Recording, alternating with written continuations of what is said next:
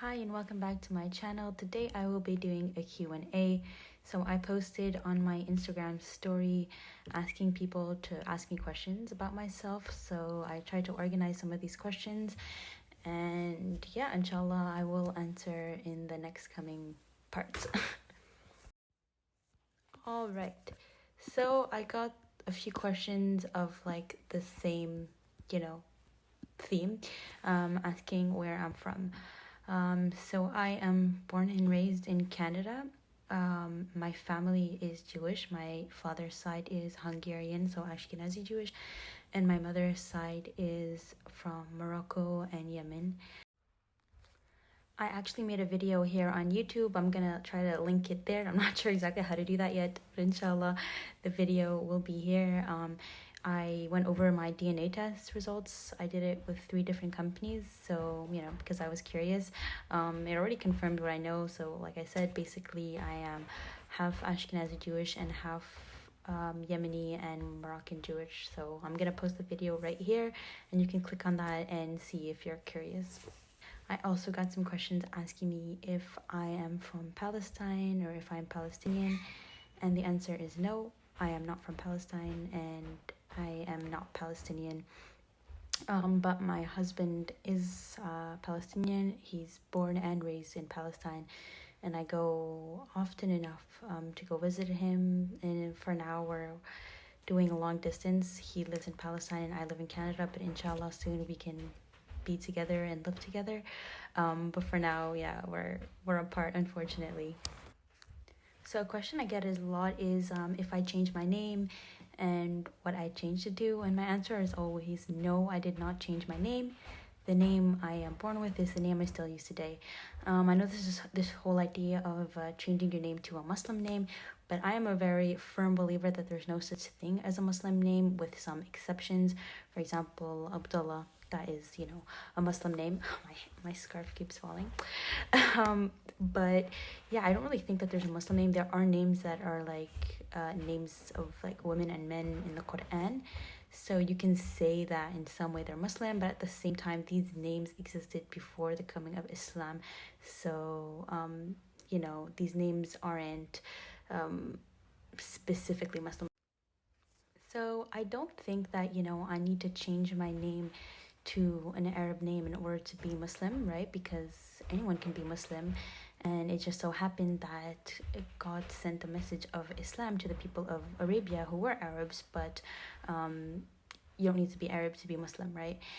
And also, I see a lot of other names, for example, names like Amir, okay, or for a woman, Amira, or I can't think on the top of my head for other names. Those are not Muslim names. Those are Arabic names. I mean, they're not even names that are like mentioned in the Quran. They're not names of prophets.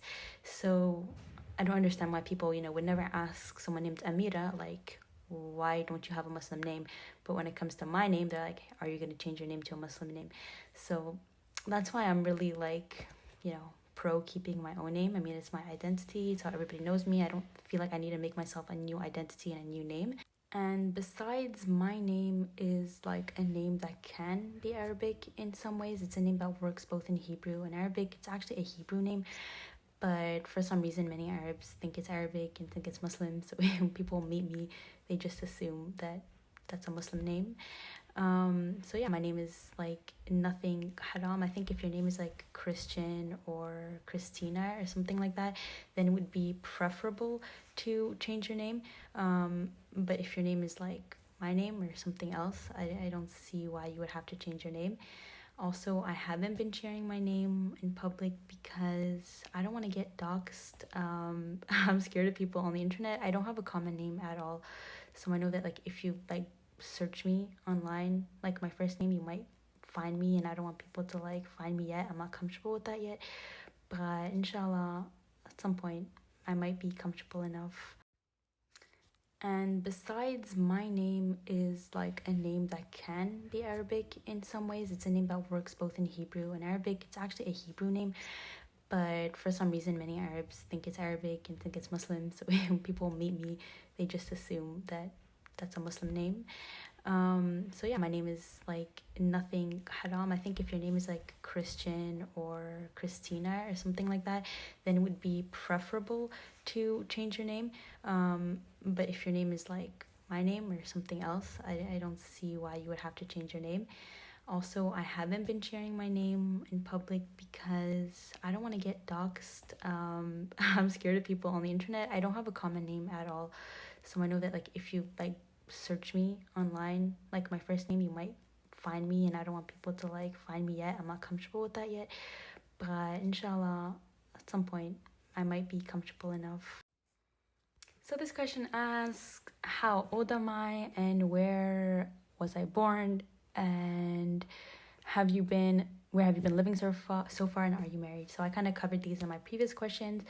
But I am 23 years old and I was born in Canada, and I am currently living in Canada in Montreal, and I am married. So there you go. This next person asked, do I speak Moroccan Arabic, and what are my favorite TV shows? So no, unfortunately, I do not speak Moroccan Arabic. I mentioned before that I am a quarter Moroccan. My grandmother was born in Morocco, but I unfortunately, do not speak Arabic. The way it worked, that when my grandmother, moved with her family to Palestine, they kind of like let go of their Moroccanness and their culture and their language. Not their culture so much, but definitely their language. So when my mom was growing up, she never was taught by her Moroccan mother how to speak Arabic. She just learned Hebrew and then learned English later on when she like came to Canada. So no, I don't speak Moroccan Arabic, but I do speak Palestinian Arabic. I learned first Fusha in university, and then I learned Palestinian Arabic from my husband and his family. Now, as for my favorite TV shows, I don't really have a favorite TV show. I always like switch it up. I really like The Office. Like I watched that 100 billion times just because it's light and funny. I don't really like getting too into TV shows that like require too much commitment and too much investment. But I always like find like random TV shows to watch. I've watched like Finding Ola. I watched, like I like miniseries a lot, especially because they don't require a lot of a commitment, like Squid Games, stuff like that. Alice in Borderland, something like that. Yeah, I like miniseries, and I'm open to try new things, but I prefer like light comedy, or if it's intense, sure, but only if it's like a miniseries. My what is my favorite Levantine food? My favorite Levantine food would probably be maqlube or makluba. I just love it. It's simple, it's delicious. I love making it with cauliflower. I love rice and chicken in general, so that's really delicious. Musakhan too, I like that too, but it's just a bit heavier and oily. Yeah, it's probably maqlube is probably my favorite Levantine dish. It's a Palestinian dish. So what's my next trip on my list? Unfortunately, I don't travel as much as I would like to. I have not traveled much. I only really go to Palestine to see my husband because we're doing long distance. So my next trip, I'd say, is going to Palestine to see my husband. But I would like to go to Turkey and Jordan and Oman and a lot of places. So inshallah, I'll have that opportunity to do so. So, what made me convert to Islam? This is 100% the question I'm asked most, like ever. I made a video about that. It was like my first video, so I'm gonna link it here so you can watch that. It's a really long story, so it's not something I can answer like shortly or quickly in like a tiny amount of time. It's like a 15-minute video because there's many things that led up to it. So if you want to know, you can watch it, and I'm gonna link it here, inshallah. Now, this is a very interesting question, and it's something that, is not like a simple, easy answer. Like, obviously, it's like a big topic. So, this user asked, what's your thoughts on equality that we hear from feminists? Are you a feminist? So, I think this idea of like feminists being a certain way or believing these certain things is like just wrong. It's flawed. You can be a feminist and not be like one of those third wave feminists that I call, like the ones that we see today who like take off their tops to like somehow prove something. Obviously, I would not consider myself one of those, but I am a feminist in the sense that I do believe that men and women deserve equal rights when it comes to rights. They deserve to be able to vote, both of them, and they deserve to be able to open a bank account.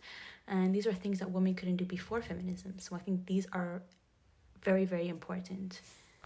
So without feminism, women wouldn't be able to vote, they wouldn't be able to have a bank account, they wouldn't be able to do many things without it, right? So I think it's very essential, and I'm happy that we had the feminist movement in order to give these women's rights. But that doesn't really have much to do with, what we see today from feminists, unfortunately. I do believe that because personally I do believe in like equity over equality, and this is kind of like a big topic, but basically equality to me means the same. So when you say like 1 + 1 = 2, it means that 1 + 1 is the same as 2, right? They both give the same thing. However, I don't believe that women and men are equal. And people freak out and they're like, well, what do you mean? You mean like women or men are worse? No. Women or men, none of them are better. They are both, worth just. So I 100% believe that women and men are not the same. So as much as, feminists third wave feminists like to say that women and men are the same, I 100% believe that they are not the same. Women have qualities that men do not, and men have qualities that women do not. They are both just as valuable, once again, but they are not the same, and they do not have the same strengths and weaknesses. There are men and women on this planet for a reason. God created man and woman for a reason. He didn't create man and woman just for fun, right? He created them in specific ways because men and women both serve different purposes in life. Women can bear children, they can literally grow a child in their bodies and nurture them from their bodies. That's subhanAllah, that's amazing, and that's something that a man can't do, and a man will never be able to do.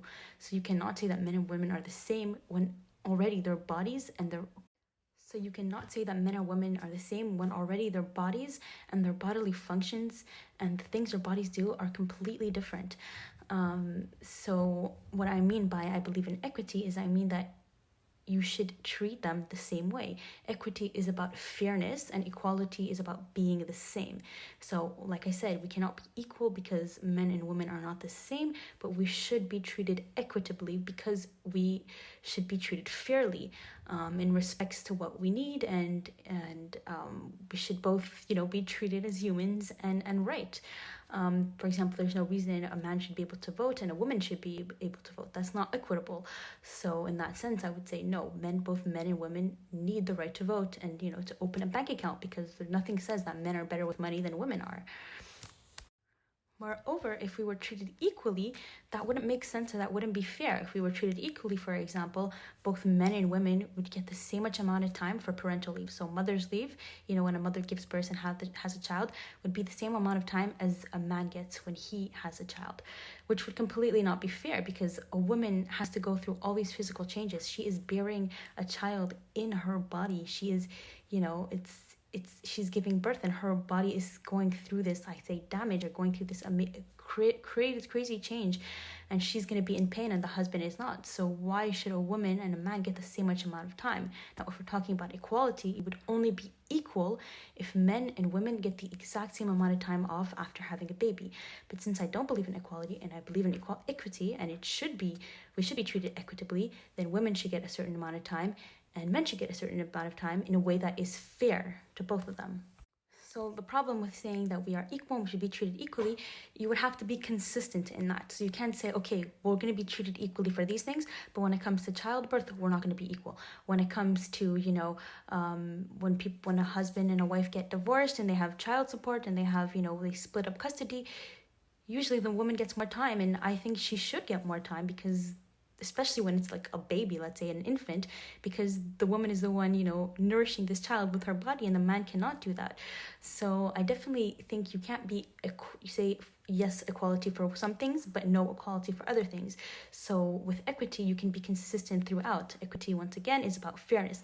So we shouldn't be treated the same, but we should be treated fairly and in respects to our strengths and weaknesses.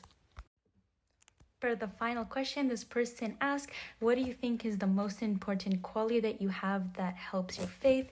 So I think that quality is my skepticism and my hunger for knowledge and for truth, or truth seeking.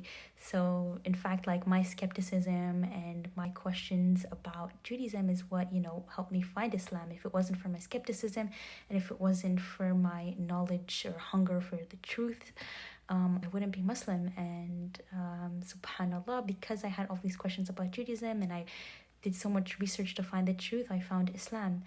And this is something that's continuous. The more I question myself sometimes about Islam, when someone brings up a question about Islam, the more I question it, the more I do research, the stronger my iman becomes, because I find out that Islam is even that much more beautiful. So yeah, basically the more research I do and the more I look into Islamic principles and Islam and why Islam is the truth, the stronger my faith gets. And I'm very thankful to Allah that He blessed me with this, hunger for knowledge and truth seeking, because this is how He led me to the right path. Alhamdulillah. So this is it for the questions. I'm gonna do some more Q&As. I had some questions more about religion, so I'm gonna ask people to ask me more questions specifically about Islam, about like my journey to Islam, I guess. And inshallah, I'll make a Q&A about that. So once again, thank you so much for joining. Thank you for the support. I really appreciate it. If you want to see more of my content, subscribe, and I will try to make videos, for now at least, once a week. And yeah, have a beautiful day, guys. Thank you.